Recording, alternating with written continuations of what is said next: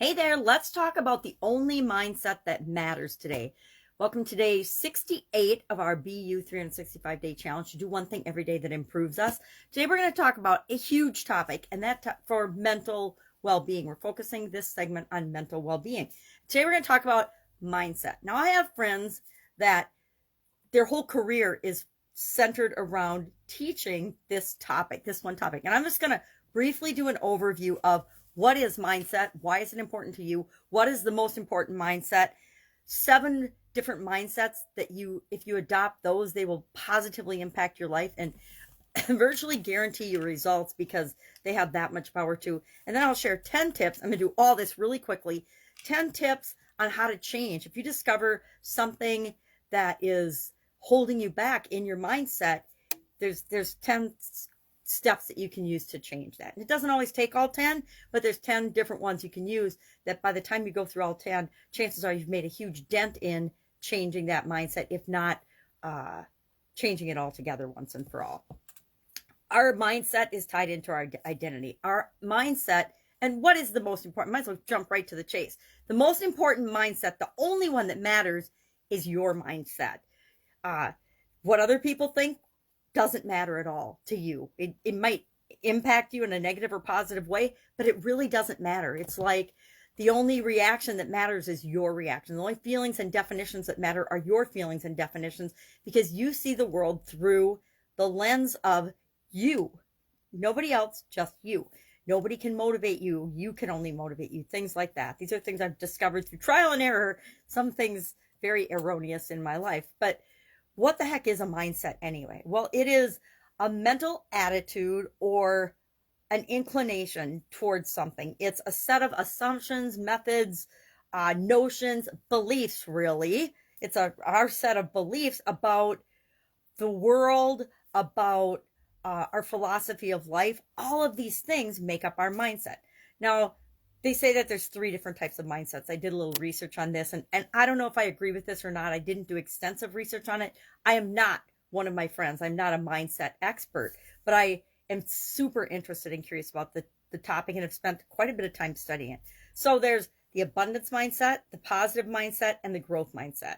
Well, what's the opposite of that? Scarcity, negativity, and staying in the same place or decline mindset. So we get to choose which side of that flip coin bipolar universe do we want to live in. I've done a lot of personal growth and development in the area of abundance, positive, and growth mindset. It's why I believe in being a lifelong learner. It's why I spend a lot of time in nature and in environments that show me how abundant the universe we live in is. Because like most people, I was raised in a scarce universe, a universe in a country and a world that makes us think, and we see both, right? We see great wealth and we see a lot of poverty.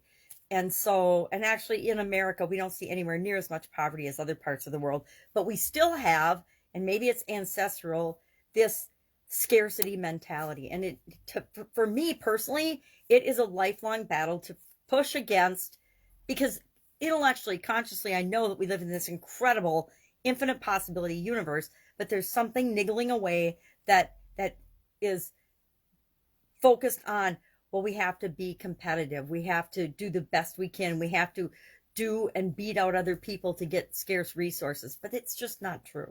Anyway, let's skip over that. Research has absolutely positively shown that mindset plays a huge part in our outcomes, in the direction that our life goes.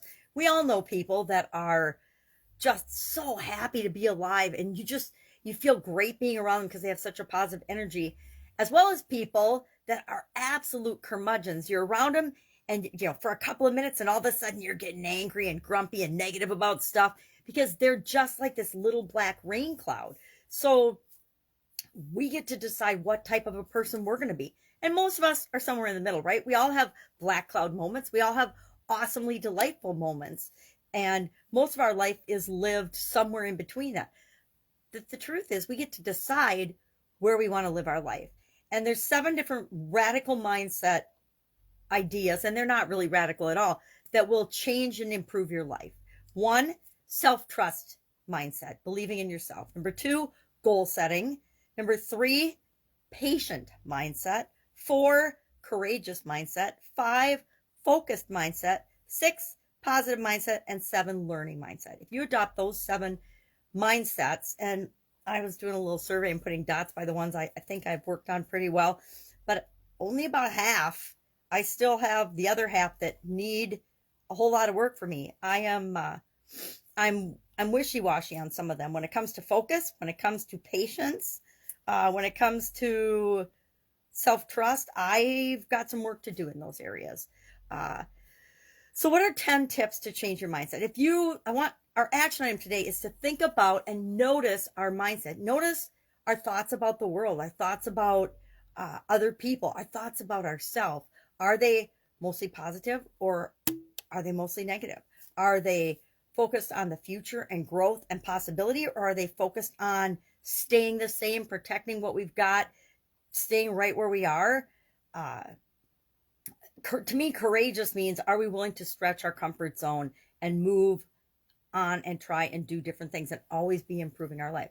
If you're participating in this challenge, you have a courageous mindset. I guarantee it, because you wouldn't be here if you didn't believe that you have an impact on your life. So we're gonna look at our mindset today and just share 1 or 2 notes about it, or things that you noticed today consciously about your mindset. I guarantee I'm gonna catch myself acting like we live in a scarce universe, or saying things that sound like we live in a scarce universe, even though I know better, right? I know I'm going to, at some point today, probably be impatient with myself or someone else. And what else will I notice? I don't know. I'm gonna do this exercise right along with you today. So what are some tips for changing? If we discover that we have a total scarcity mindset, what are some tips and what are some things that I have done to impact and change that part of me that I don't want to be living in all the time? Because I want to impact positively my outcome. Number 1, naming it. By saying, oh my gosh, I am acting like I have a scarcity mindset. If I say, oh, that costs too much, that's too expensive, that is a scarcity mindset. Guess what? Super wealthy people do not have a scarcity mindset. Number 2, acceptance. Okay, I accept that there's a part of me that focuses on lack and scarcity and fear and things like that. 3, meditate. Think about it. Think deeply and in calm, quiet times about your mindset, about things. And 4, change your perspective. Now, it's taken quite a bit of mental meditation to just sit and think about, or go out and spend time in nature. Nature, to me, is one of the biggest examples, and it's there for all of us to see and experience personally the abundance. If you live in a climate or an environment like I do, where we have the 4 seasons, winter, spring, summer, and fall, every season you get to see how incredible nature is.